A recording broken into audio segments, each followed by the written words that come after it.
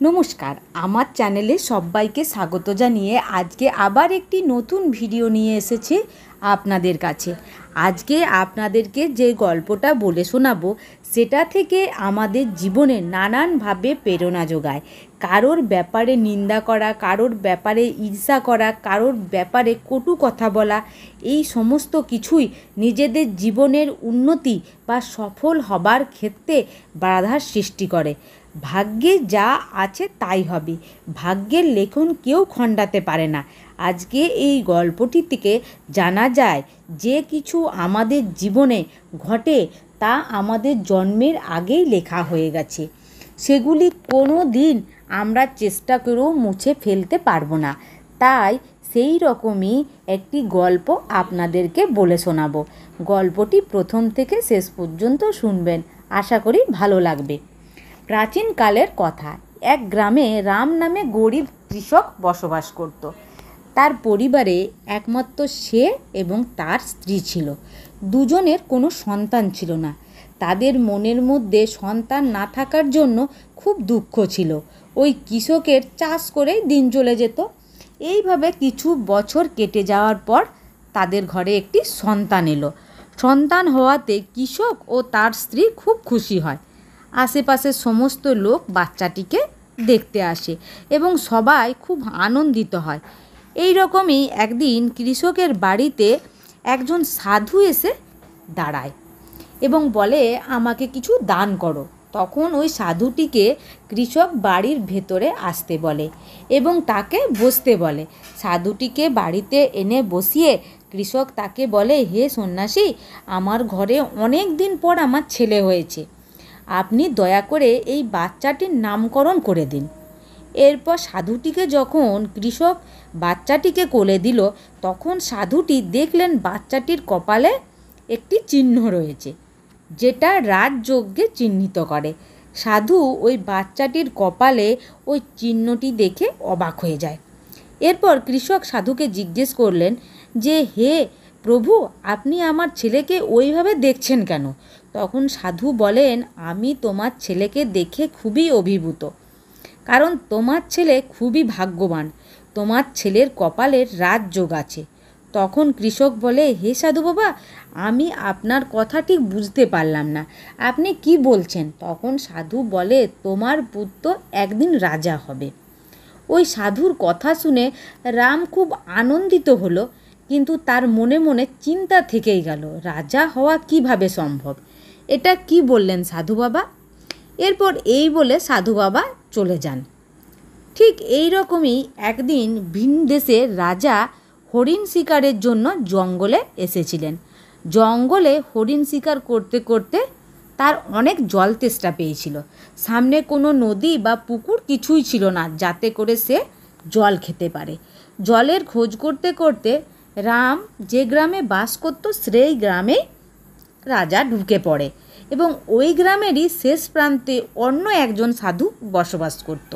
রাজা তখন ঘুরতে ঘুরতে ওই সাধুর ঘরে যায় জলের খোঁজে এবং সাধুকে যেয়ে বলে, একটু জল দেবেন, আমি খুব তৃষ্ণার্ত। তখন সাধু বাবা তার কুটির থেকে জল বার করে এনে দেয় এবং সে জল পান করে। তখন ওই রাস্তা দিয়ে অনেক লোকের সমাগম ছিল, তারা যাচ্ছিল রামের ছেলেকে দেখতে। তখন রাজা সন্ন্যাসীকে জিজ্ঞেস করলেন, এরা এত লোকজন কোথায় যাচ্ছে? তখন সাধু উত্তরে বললেন, আমাদের গ্রামে রাম নামে একজন কৃষক আছে, তার ছেলে হয়েছে এবং সে ছেলে খুব ভাগ্যবান, তার মধ্যে রাজযোগ আছে। একজন সাধু তার ভাগ্য নির্ধারণ করেছেন যে ও রাজা হবে।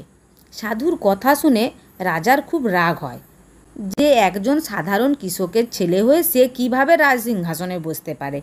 রাজা তখন ওই সাধুকে বলে উঠলেন, আমি এই রাজ্যের রাজা, আমার সন্তান রাজা না হয়ে কোথাকার এই গরিব কৃষকের ছেলে রাজসিংহাসনে বসবে? তা কোনোদিনই হতে পারে না। তখন সাধু বলে, রাজা, যার ভাগ্যে যা লেখা আছে সেটাই হবে, আমরা তো শুধু উপলক্ষ মাত্র। কিন্তু রাজার নিজের ক্ষমতার উপর খুবই অহংকার ছিল। তিনি বললেন, আমি ভাগ্যের লেখাকে মানি না, ভাগ্যের লেখা মুছে ফেলব। এই বলে তিনি নিজের রাজ্যে ফিরে যান। নিজের বাড়িতে ফিরে যেয়ে রাত্রে তার আর ঘুম আসে না, এই ভেবে যে কৃষকের ছেলে কি করে আমার জায়গা নেবে। কিছুদিন এইভাবে কেটে যায়, কিন্তু রাজার মনের ভাবনা আর কাটে না। একদিন রাজা সাধারণ মানুষের বেশ ধরে রামের ঘরে যান এবং রামকে ডাকেন। রাম বাইরে বেরিয়ে আসে। রাম তাকে জিজ্ঞাসা করে, কে আপনি, কি জন্য এখানে এসেছেন? রাজা তখন বলে, আমি একজন ব্যবসায়ী, আমার একটি কাপড়ের ব্যবসা আছে, আমি এই পাশের গ্রামেই থাকি। আমি শুনলাম তোমার একটি ছেলে হয়েছে ও তার রাজযোগ আছে। তখন রাম বলেন, বাবু ঠিকই শুনেছেন। রাজা তখন বলেন, একটা কথা বলবো, কিছু মনে করবেন না? রাম তখন বলে, বলুন কি কথা? রাজা তখন বলে, তোমার পুত্রকে আমায় দিয়ে দাও, এর বদলে আমি তোমায় টাকা ও সম্পত্তি দেব, তোমার ছেলেকে আমি বড় করব। তখন রামের স্ত্রী বলে, না, আমার ছেলেকে আমি দেব না। রাজা তখন বলেন, তুমি একজন সাধারণ কৃষক, তোমার ছেলের লালন পালন ভালোভাবে করতে পারবে না। রাম গ্রামের সাধারণ কৃষক, ও খুব বোকাও ছিল। সে বলে উঠল, হ্যাঁ বাবু, আপনি ঠিকই বলেছেন, আমি আমার ছেলেকে ঠিক মতন মানুষ করতে পারবো না, তাই আপনাকেই আমার ছেলেকে দিয়ে দেবো। রামের কথাতে তার স্ত্রী আর না করতে পারল না। কিন্তু রাম বলল, আমার একটা শর্ত আছে, আমার পুত্র যখন 16 বছরের হবে তখন আপনাকে আমার ছেলেকে ফেরত দিতে হবে। রাজা তখন বলে, ঠিক আছে, তোমার কথা মতোই তোমার ছেলেকে ঠিক সময়ে ফেরত দেবো। এই বলে রাজা বাচ্চা নিয়ে সেখান থেকে চলে যায় এবং বাচ্চাটিকে কিভাবে মেরে ফেলা যায় রাজা ভাবতে লাগলো। একদিন বাচ্চাটিকে একটি কাঠের বাক্সের মধ্যে করে জলে ভাসিয়ে দেয়, যাতে জলে ডুবে বাচ্চাটির মৃত্যু হয়। কিন্তু সেই বাক্সটি জলের মধ্যে ডুবে না গিয়ে ভেসে ভেসে নদীর এক কিনারায় এসে পৌঁছায় এবং সেখানে একজন ধনী ব্যক্তি ভোরবেলায় সূর্য দেবতাকে জল অর্পণ করছিলেন। সেই সময় ওই নদীর কিনারায় একটি কাঠের বাক্স দেখতে পেল এবং তার কাছে গিয়ে সেটিকে খুলে দেখল যে সেটির ভেতরে একটি বাচ্চা আছে। বাচ্চাটিকে দেখে সে অবাক হয়ে যায় এবং ওই ধনী ব্যক্তিটির নিজের কোনো সন্তান ছিল না। তখন তিনি বাচ্চাটিকে নিজের ঘরে নিয়ে যান। তিনি ও তার স্ত্রী দুজনেই বাচ্চাটিকে পেয়ে খুব খুশি হয় এবং ভগবানকে ধন্যবাদ জানায় বাচ্চাটিকে পাওয়ার জন্য। ওই বাচ্চাটিকে কিভাবে পেল তার স্ত্রীকে সব কিছু খুলে বলে। ওই ব্যক্তির ঘরে এই বাচ্চাটি বড় হতে লাগলো। এই বাচ্চাটি একদিন বড় হয়ে উঠল এবং তার 16 বছর পূর্ণ হলো এবং তার নাম রেখেছিল সূর্য। সূর্য ছিল খুবই বুদ্ধিমান ও সাহসী। একদিন এক শিক্ষক তাকে পড়াশুনো করাচ্ছিলেন। তাকে যা জিজ্ঞেস করতেন সে সঙ্গে সঙ্গে সব উত্তর দিয়ে দিত। এই দেখে শিক্ষক সূর্যকে বলে, তুমি খুব জ্ঞানী ও বুদ্ধিমান, আগামী দিনে তুমি একজন বড় ব্যক্তি হয়ে উঠবে। ঠিক সেই সময় ওই রাস্তা দিয়েই রাজা যাচ্ছিলেন এবং তিনি সূর্যকে দেখতে পান। সূর্যকে দেখে যেন তার কেমন একটা হলো এবং তাকে দেখে তিনি দাঁড়িয়ে পড়লেন এবং সূর্যকে জিজ্ঞেস করে, তুমি কোথায় থাকো, তোমার বাবাকে, তোমার মাকে? তখন সূর্য বলে, আমি শেঠ হীরালালের পুত্র। রাজা তাকে সমস্ত জিজ্ঞাসা করে সেখান থেকে চলে যান এবং তার সমস্ত কাজ শেষ করার পর যখন রাজা সেখান থেকে ফিরে আসে তখন শেঠ হীরালালের সাথে দেখা করেন এবং বলেন, আপনার পুত্র খুবই বুদ্ধিমান এবং জ্ঞানী, তুমি একটি যোগ্য সন্তান জন্ম দিয়েছ। কিন্তু ওই ব্যক্তিটি মিথ্যে বলতে না পেরে রাজাকে সব সত্যি কথা বলে দেয় যে আমি সূর্যের জন্মদাতা পিতা নই, আমি কুড়িয়ে পেয়েছি নদীর তীরে একটি কাঠের বাক্সের মধ্যে। রাজা হীরালালের সমস্ত কথা শুনে তিনি অবাক হয়ে যান। তখন রাজা বুঝতে পারেন এই ছেলেটিই হলো সেই ছেলেটি আমি যাকে জলে ফেলে দিয়েছিলাম।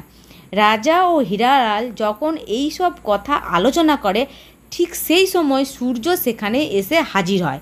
রাজা সূর্যকে দেখার পর হীরালালকে বলেন, আমার একটি চিঠি আপনার ছেলের হাত দিয়ে আমার স্ত্রীর কাছে পৌঁছে দিতে পারেন? তাহলে আমি তাকে সোনার 50টি মোহর দেব। সূর্য এটা শুনে মহারাজকে বলে, হ্যাঁ মহারাজ, আমি অবশ্যই মহারানীর কাছে চিঠি পৌঁছে দেব। রাজা ওই চিঠির মধ্যে তার মনের কিছু গোপন কথা লিখে একটি সিলমোহর লাগিয়ে দেয়। এরপর ওই চিঠি সূর্যের হাতে ধরিয়ে দেয়। এরপর সূর্য ওই চিঠিটি নিয়ে বেরিয়ে পড়ে এবং সে একটি ঘন জঙ্গলের মধ্য দিয়ে যায়। সেই সময় সূর্য রাস্তা হারিয়ে ফেলে। রাস্তা খুঁজতে খুঁজতে রাত্রি হয়ে যায়। তখন সূর্য রাত্রিটি কাটানোর জন্য একটি জায়গা খুঁজতে থাকে। ঠিক তখনই তার নজরে একটি কুটিরের ওপর পড়ে। সূর্য তখন ভাবে যে আমি আজকের রাত্রিটা এখানেই কাটিয়ে নিই। এটা ভেবে আস্তে আস্তে সে ওই কুটিরের কাছে পৌঁছায় এবং যখন সে ওই কুটিরের মধ্যে প্রবেশ করে তখন সে দেখে ওই বৃদ্ধ মহিলা খাবার তৈরি করছে। সূর্যকে দেখে বৃদ্ধ মহিলা জিজ্ঞেস করে, তুমি কে, আর বিনা অনুমতিতে তুমি কেন কুটিরে প্রবেশ করেছো? তখন সূর্য তার সব কথা বলে, কিভাবে সে এখানে এলো। সূর্যের কাছে সব কথা শুনে ওই বৃদ্ধ মহিলাটি তার ওপর দয়া হয় এবং তাকে বলে যে তোমার এখানে থাকাটা ঠিক হবে না, কারণ এখানে ডাকাতদের বসবাস। যদি তোমাকে ওরা দেখে ফেলে আর রক্ষে নেই। তখন সূর্য বলে, এত রাতে আমি কোথায় যাব? যদি জঙ্গলে যাই তাহলে জঙ্গলের পোকামাকড় ও জন্তু জানোয়ারা তো আমাকে খেয়ে ফেলবে। এর থেকে ভালো আমি আপনার কুটিরের এক কোণেই পড়ে থাকবো। আমার ভাগ্যে যা আছে তাই হবে। এই বলে কুটিরের এক কোণায় সে শুয়ে পড়ল। কিছুক্ষণ পর ডাকাতেরা ওখানে আসে এবং বাইরে ঘোড়াটিকে দেখে ওই বৃদ্ধ মহিলাটিকে জিজ্ঞেস করেন, এটি কার ঘোড়া? বৃদ্ধটি তখন মিথ্যে বলতে পারেনি, সব সত্যি কথা বলেছিল এবং বলে যে এই ছেলেটি রাজমহলে রানীর কাছে আছে। তখন ডাকাতেদের মনে মনে সন্দেহ হয়, কারণ তারা জানে তো রাজা কীরকম মানুষ। ডাকাতেরা রাতের বেলায় লুকিয়ে লুকিয়ে সূর্যের পকেট থেকে ওই চিঠিটি বার করে পড়ে এবং চিঠিটি পড়ে তারা সমস্ত কিছু বুঝতে পেরে যায়। বৃদ্ধ মহিলা তখন তাদের জিজ্ঞেস করে যে ওই চিঠির মধ্যে কী লেখা আছে। তখন তারা বলে, চিঠির মধ্যে লেখা আছে যে ছেলেটি যখন রাজমহলের রানীর কাছে পৌঁছবে তখন তাকে মেরে ফেলা হয় এবং রাজা বাড়ি ফিরে আসার আগেই যেন সেটা হয়। তখন বৃদ্ধ মহিলা সেই রাজা এত ধূর্ত, যার হাতে চিঠি পাঠাচ্ছে তাকেই মেরে ফেলার কথা লিখেছে। তখন ওই বৃদ্ধা ভাবেন আমাকে এই নির্বোধ বালককে বাঁচাতে হবে। তখন তিনি ডাকাতদের বলে কিছু একটা করতে। তখন ডাকাতেরা ওই চিঠি বদলে ফেলে, অন্য একটি চিঠি সূর্যের পকেটে রেখে দেয় এবং ডাকাতেরা সেখান থেকে চলে যায়। সকাল হতেই সূর্য উঠে পড়ে এবং বৃদ্ধ মহিলাকে ধন্যবাদ জানিয়ে সেখান থেকে চলে যায়।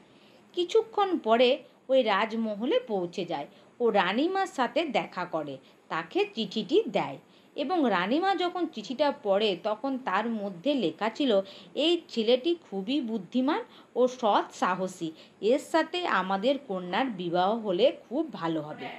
রানীমা একবার ভাবলেন সব মিথ্যে কথা, কিন্তু যেহেতু চিঠিতে রাজার সিলমোহর লাগানো ছিল তাতে মিথ্যে ভাবার কোনো অবকাশ খুঁজে পেলেন না।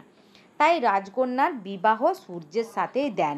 কিছুদিন পর যখন রাজা ফিরে আসেন এবং তিনি জানতে পারেন যে তার কন্যার বিবাহ ওই ছেলেটির সাথেই হয়েছে, এটা শুনে রাজা খুব ক্ষুব্ধ হন এবং রানীকে জিজ্ঞেস করলেন, তুমি এমন কাজ কেন করলে? তখন রানী বলে, মহারাজ, আপনি যেমনটা চিঠিতে লিখেছেন আমি তেমনটাই করেছি।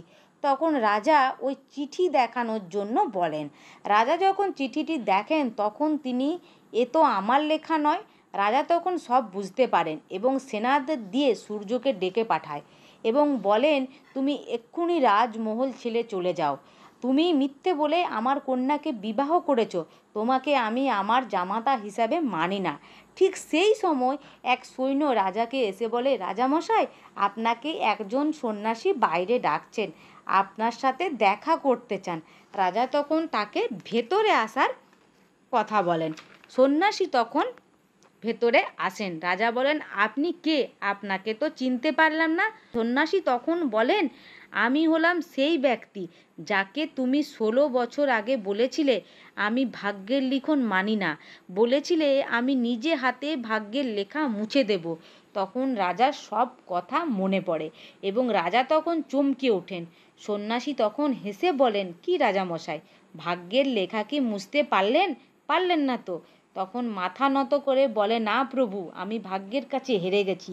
তখন সন্ন্যাসী বলে, রাজা, ভাগ্যের কাছে কেউ জিততে পারে না। এখন সূর্যকে তোমার জামাতা হিসাবে মেনে নেওয়াটাই একান্ত কাম্য এবং তোমার রাজ সিংহাসনে ওকে বসাও। এই বলে সন্ন্যাসী ওখান থেকে চলে যান। রাজা তার সমস্ত ভুল বুঝতে পেরে সূর্যকে রাজ সিংহাসনে বসালেন এবং তার যোগ্য সম্মান তাকে দেন। সূর্যের আসল জন্মদাতা বাবাকে রাজমহলে নিয়ে এসে তাকে দেওয়া কথা রাজামশাই রাখলেন। 16 বছর পর ছেলেকে তার বাবার হাতেই তুলে দিলেন। তাই এই গল্প থেকে আমাদের এটা বুঝতে পারা উচিত, মানুষ মুখে যতই বলুক না কেন, এটা সত্যি যে ভাগ্যের লিখন কেউ খণ্ডন করতে পারে না।